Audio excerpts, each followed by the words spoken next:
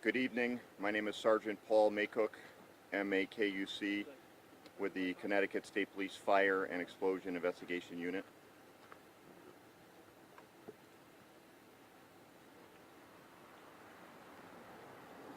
Great, thank you. This morning at approximately 9:38 a.m., the Chester Fire Department was dispatched to a reported structure fire at 27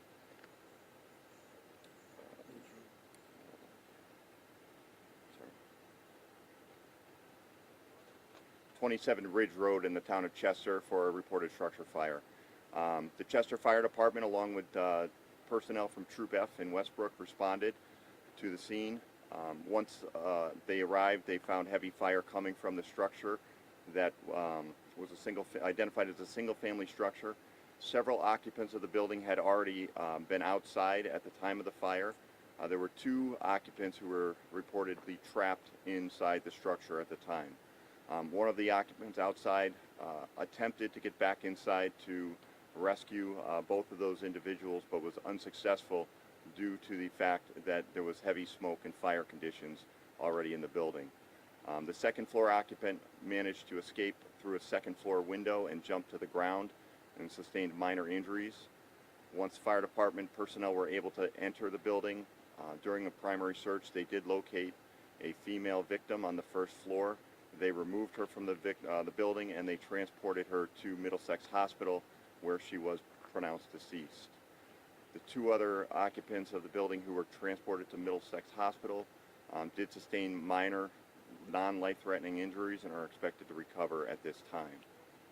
The Chester Fire Marshal's Office arrived on scene to conduct an origin and cause investigation and requested the assistance of the Connecticut State Police Fire and Explosion Investigation Unit.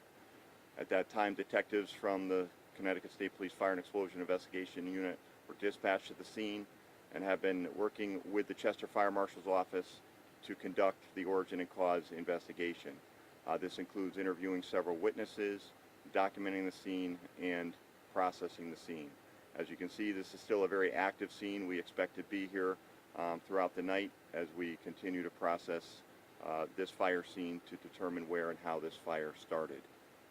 At this point, we have one confirmed fatality and two injuries, but again, those folks are expected to recover from the scene. In terms of the woman who did pass away, are there any details about her you can release, whether her name or age or anything like that? At this point, we can release that she is the homeowner of this building. Her name is Joan Carini, and she did reside here at the residence, and this was her home. And the spelling for her last name? The spelling of her last name is Carini, C-A-R-I-N-I. Do you know how old she was? She was 76 years old. Were there pets in the home that also died in the fire? Unfortunately, there were two pets that did perish in the fire. Several others were rescued from the building, but unfortunately two pets, a dog and a cat, did not make it out.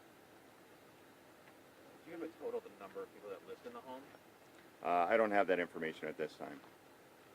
It said that this was a hoarding situation. Is that accurate to say? Is it what? I'm sorry. A hoarding situation? There's a lot of debris inside the home. We're looking into, again, we're just getting into the scene now. It's been, as I said, it's a very active investigation. We are looking at, different aspects of this investigation. And, there's a lot of stuff that, we still have to look through. Can you take us through just what the investigation is going to look like for the rest of the night? What will you be doing, looking for, things like that? So what we'll be doing, again, detectives have been here better part of the day. We've been conducting interviews. At this point, we're in the process of documenting the scene to take photographs and measurements and things of that nature.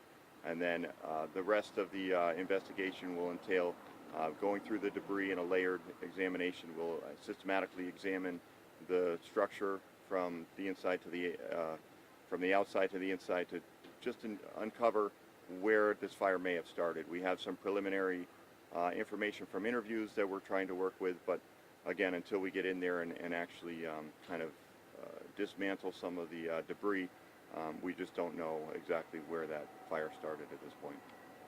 The fire chief earlier stated that there was a lot of quote-unquote stuff in the house. Now, did that impede the firefighters at all from fighting this fire?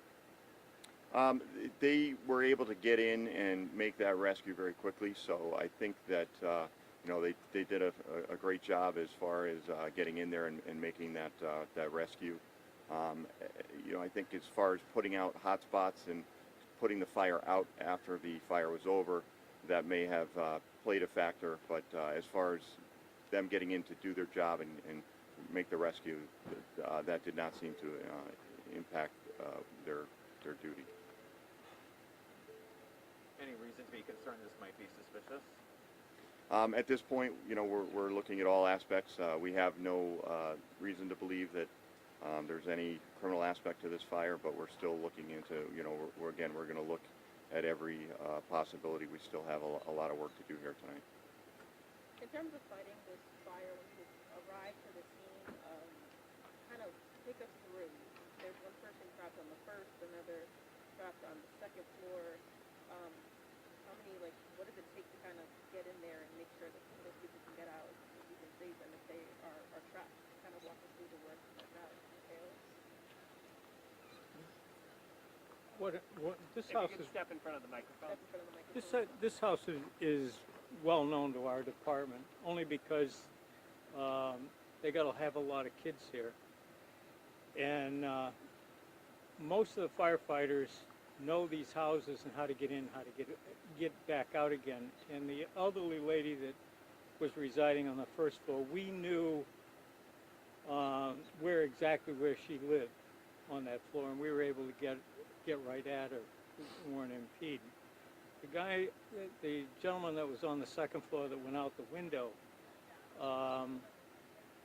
he made it out the window, but it was a little difficult to get upstairs only because of the fire that had compromised the stairs at the top. But I think the fire department did it in a timely manner. With it being an older structure where there's smoke alarms in place or any kind of mitigating efforts to maybe help the fire? We haven't done that part of the investigation, so I don't know if there were. There should be, but if they were working or not at the time. What merits a fire and explosion investigating unit to kind of come into a fire like this?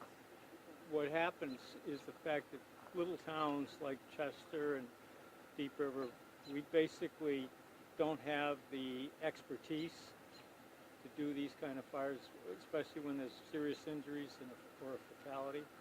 And basically we request their assistance because they come with everything, the dogs and the vans and everything like that. So it's common practice for us to ask them to come help. You said a lot of the firefighters knew the people who lived in this building. Did you know the woman who passed away?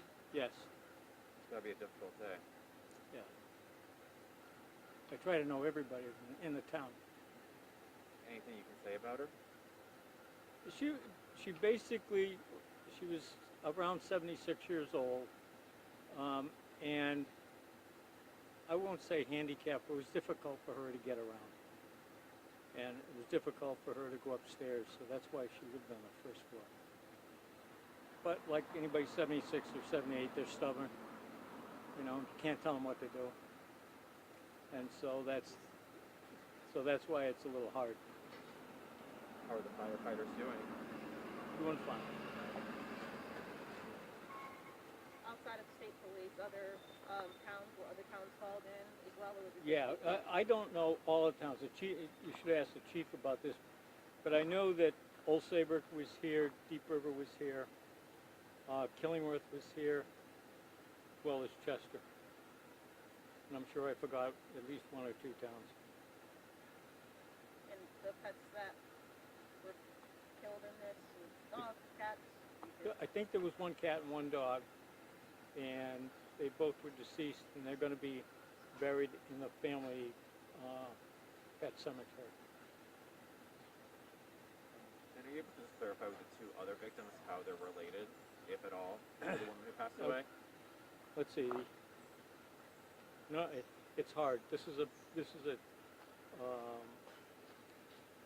Joan, who owned the house, was let's call her the grandmother, and then her daughter and her husband and her kids lived in this house. And one other daughter of Joan's lived in Rhode Island, type of thing. They've all been taken care of by Blue Cross. We got them in a hotel and took care of them that way, so they're fine.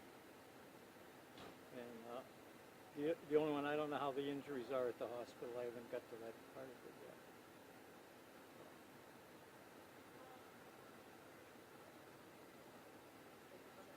Anything else? Oh, thank you. Can I have your first and last name? I'm Dick. Last name is Leighton, Leighton, and I'm the Chester Fire Marshal. Can you say your name one more time for us? Sure, it's Sergeant Paul Makuc, M-A-K-U-C, with the Connecticut State Police Fire and Explosion Investigation Unit. Thank you both so much. All right, thank you. All right, thanks, folks.